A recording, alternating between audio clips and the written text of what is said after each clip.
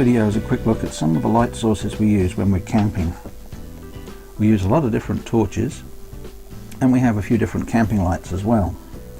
We don't have all of the ones we use in this review, but here's a few just to give you some idea. One torch in particular does stand out, but we'll get to that one a little bit later. First of all, there's this little pink LED torch. It comes with its own little belt pouch, which is useful. It has a few LEDs, and the light it produces is not too bad. It's quite bright, and the beam is fairly directed, so it doesn't spread out a great deal, as you can see.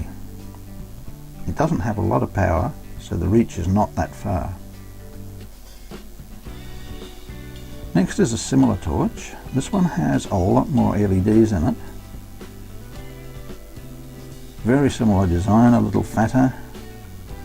As you can see, relatively similar light source, but with this particular one, it's a more spread out beam. The range is fairly close, maybe a little bit better, and being LED torches, the batteries do tend to last quite a long time before you need to replace them. Next is an old torch. This one's been hanging around for a while, and it goes back to the incandescent light bulb days. As you can see, it's a yellowy sort of beam. This one really is not that useful. It's a very directed beam and doesn't reach very far, and needless to say, that doesn't get a lot of use. Next we get to our headlights. These are very handy, and the ones we use are very cheap. They come from Woolworths and Bunnings. The first one is an 8 LED. Has 3 settings, 2, 4 and 8 lights, and it was $5 from Woolworths supermarket. As you can see, not a lot of light on the basic setting. A little bit more as you turn the power up and the LEDs are multiplied. But these are very useful for hands-free work at any time, especially for fishing or when you're ferreting around under a vehicle and you want to find something, or in the boot of a car. The second one we got from Bunnings, same price. This one actually has 10 LEDs and is considerably brighter. We'll start on the lowest setting, which is not too bad. Then when you up the power, you do see quite a lot of difference, and the spread of the beam is pretty good. And it does have better reach than most of the other torches. And that's on the top setting with all 10 LEDs. Pretty good reach for a little cheap torch. The elastic on these head torches seems to last quite a long time. We haven't had any real issues with it giving up, and we've had them for many years now. Really isn't any need to buy very expensive head torches. The next torch we didn't buy, we were given it to review, so I have to make that clear at the start. Even so, I have to say this is the best torch that we own. These are not cheap, they're about $80, but if you want a very good torch that gives you a good spread of light, a good range of different light powers, and a torch that's going to last you for years and years, this one is something we can highly recommend. It's a Fenix E25UE.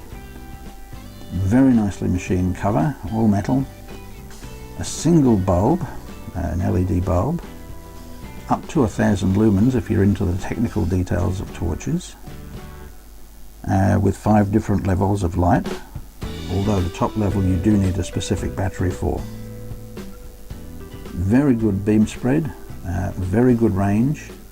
It reaches far further than any of the other torches we own, and it also has a couple of emergency functions, a fast flashing light and the ability to flash out an SOS signal.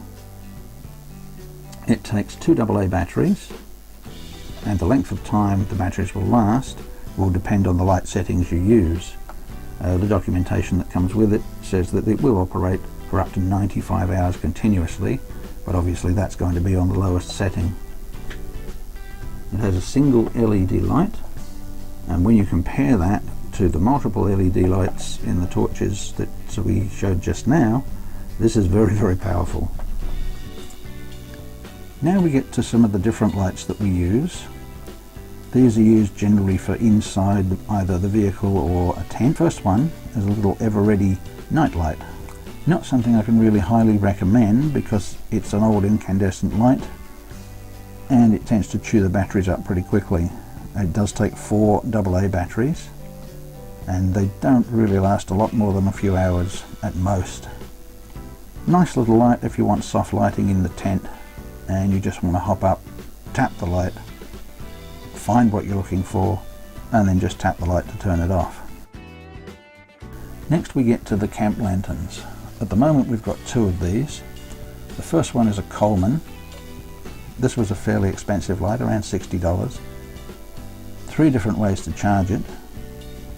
Has a little winder handle that allows you to charge manually.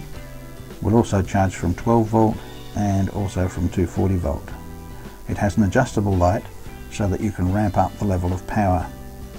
This can be quite useful, especially if you don't want full brightness. Unfortunately, the switch that Coleman have used to adjust the power is poor quality. This is not a very old light, but unfortunately the switch will occasionally cut out and the light will just turn off for no reason. The next lantern is from Aldi. It was only $25. Also has a semi-adjustable light, but it can't be turned down as much as the Coleman. It is extremely bright on its top setting, and as you'll see from the video, it really does produce a lot more light than the Coleman can. The Coleman is actually quite dim. I have to admit the video doesn't show it quite as well as it should, but the obvious difference there with the Aldi, it just outshines the Coleman completely. The Coleman has a single LED, where the Aldi lantern has multiple LEDs. One thing to note, the Aldi lantern is only about 6 months old and one of the LEDs has already failed, so we're not really sure about the long-term lifespan of this particular light. Even so, we do use it a lot simply because of the amount of light it throws out.